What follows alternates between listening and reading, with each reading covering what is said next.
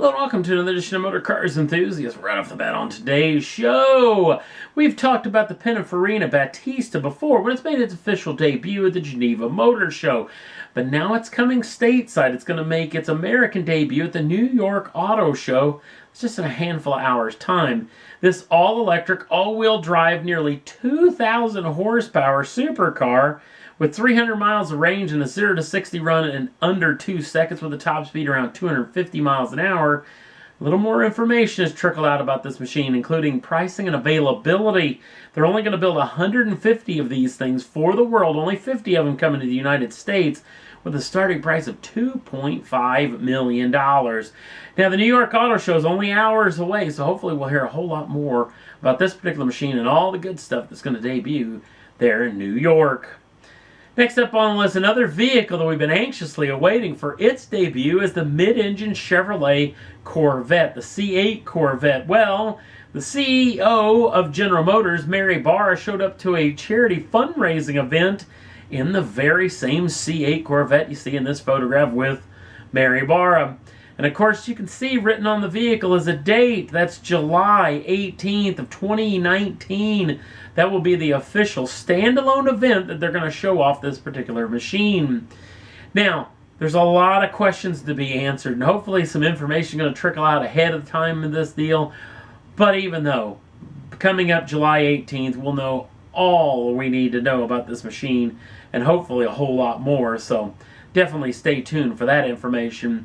Also, back to the C7, the last ever C7, possibly the last ever front-engine Corvette to ever come out of the Bowling Green, Kentucky plant, has yet to be built. Supposedly it's a Z06, supposedly it's black, but it's going to be going across the auction block in late June at Barrett-Jackson, with all the monies going to charity. The charity in question is the Stephen Silner Tunnel to Towers Foundation, which actually pays off mortgages for fallen first responders, much like Stephen Silner, who lost his life the Twin Towers on September 11th. So very good charity.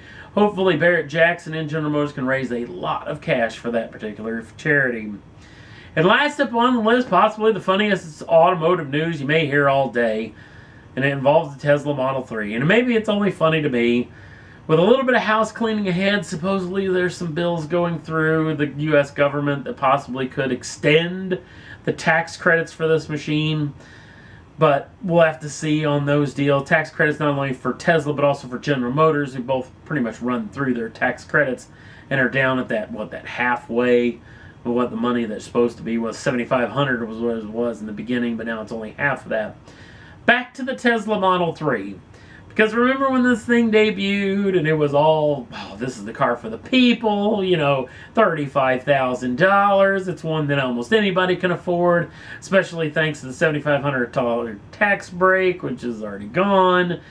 Well, here's the interesting thing. There's not even any little report that a $35,000 Tesla Model 3 has left the factory. Absolutely none. There's no story that supports that one has actually got into customers' hands.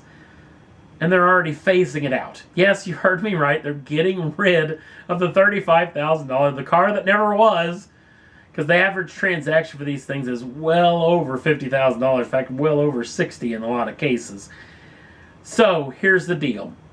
You can try to get it, but what you have to do is you either have to go to the dealership or you have to do it over the phone, which I'm assuming one of the Tesla people that's working at that facility is going to try to talk you into throwing options on that machine. So we'll definitely have to wait and see on this front. It's probably the hilarious. I just couldn't believe it. We're going to phase out a car that actually never was, and everything that the Model 3 was supposed to be. So we'll definitely keep you in tune while we hear more about this particular situation.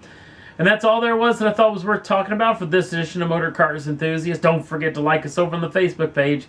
Links down in the show notes. Also, if you'd like to subscribe to the channel, you can do so at any time. The first dibs in the brand new shows soon as they come out. Thanks for watching. We'll see you again real soon.